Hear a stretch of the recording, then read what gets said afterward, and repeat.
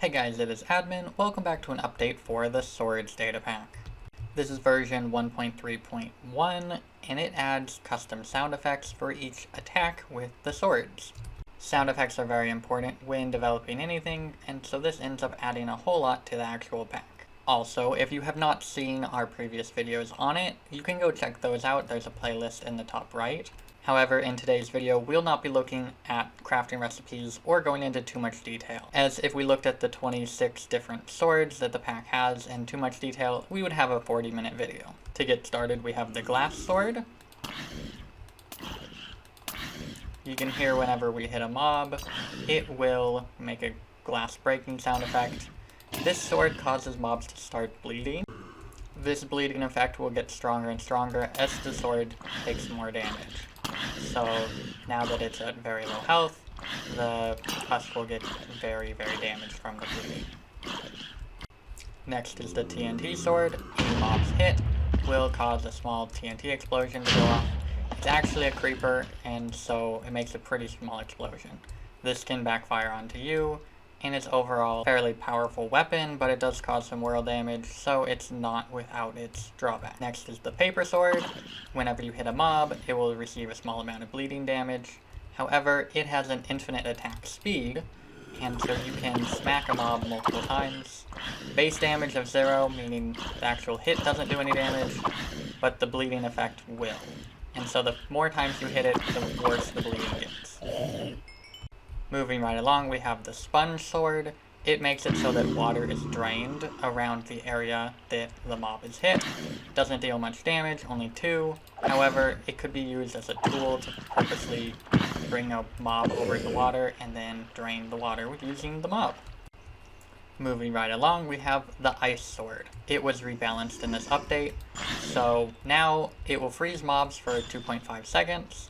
However, mobs that are currently frozen cannot be frozen again, and they get resistance 3 while frozen, so you really won't be able to do too much damage to them. What this does mean, though, is it's really good for hitting a mob and then running away. The mob will pretty much have no chance to chase you if you just hit it and run.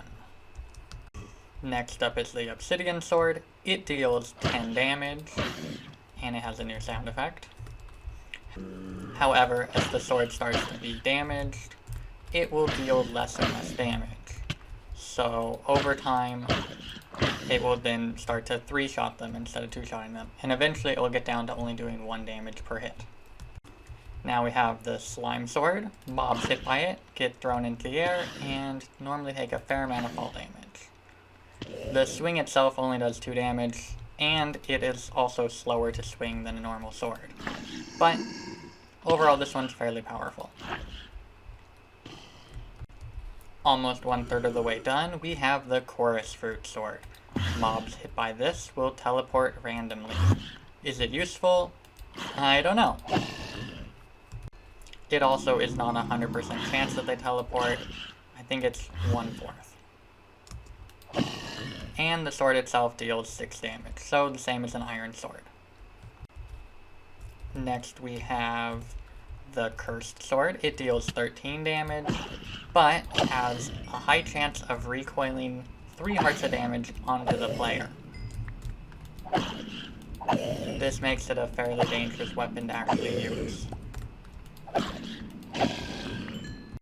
It is a 1 in 6 chance that you will take 3 hearts, and that will ignore armor. On to the next row of swords, we have the firework sword. It causes random firework explosions to occur where you hit. These can also hurt you, and so you do need to be careful when using this sword not to kill yourself. Next up is the Swordfish. It has a 50% chance of dealing poison damage to mobs. However, only some mobs can actually be hurt by poison, so it isn't too overpowered of a weapon. Mobs hit by the sword take 4 damage, as well as the potential to take up to 4 damage of poison. Next up is the Glowstone Sword. This sword applies the glowing effect to any mobs hit by it for 10 seconds. It also deals 5.5 attack damage, which is slightly less than an iron sword. and that is a weird cow. Moving right along, we have the Honey Sword. This sword is swung very slowly, but any mobs hit by it will get slowed down by the honey, and that lasts for 10 seconds. They leave a nice little trail of honey behind them. The sword itself deals very little damage, only 3, and as it can only be swung very slowly, it's not good for actual offense, but any mobs hit by it, due to the slowness, make it so that it can't actually really get to you. The next sword is the Magma Sword. It is a sword that has a chance to light mobs on fire. It's a 50% chance, and so it happens quite frequently, and the fire will deal more damage than Fire Aspect 2 would. The sword itself has an attack strength of 5. Next up is the Piston Sword. It deals 3 damage, but has knockback 3, and that comes with it from the very start. So it deals a lot of knockback and very little damage. More than halfway done, we have the Emerald Sword. It deals 4 base damage, but deals massive damage to raiders. So pillagers, evokers, and mobs of those nature. It is not particularly effective against non-raiders, however, but it's not terrible either. Moving along, we have the Quartz Sword. It deals no damage in the overworld. However, it deals massive damage in the Nether. As you can see, we can one-shot passive mobs in the Nether. But to mobs that are in water, it deals massive damage.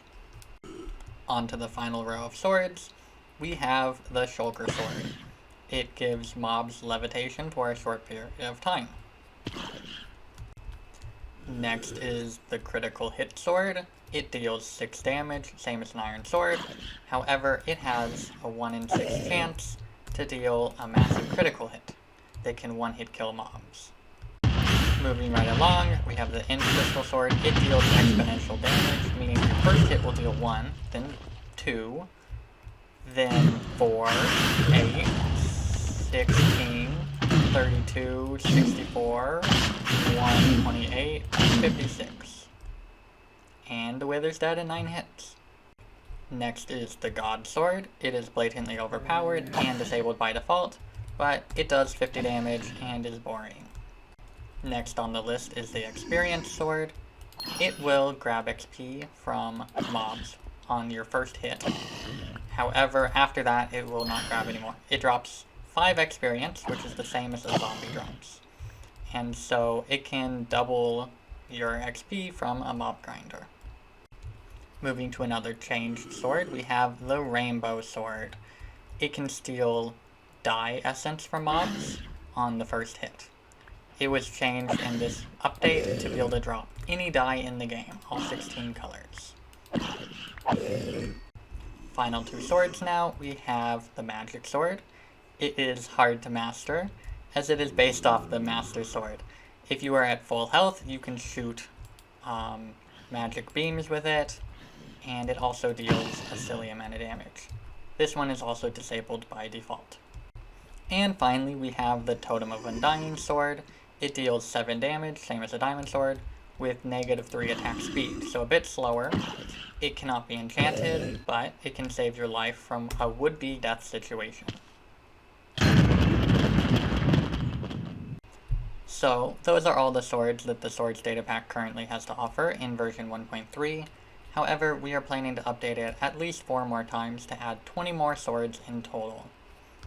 So, to make sure you don't miss out on future updates to this datapack, hit that subscribe button, and hit the like button while you're at it. I hope you guys liked this somewhat quick-paced video that goes through all of the swords. And that's all I have for today, so I'll see you guys all in the next video. Thanks for watching.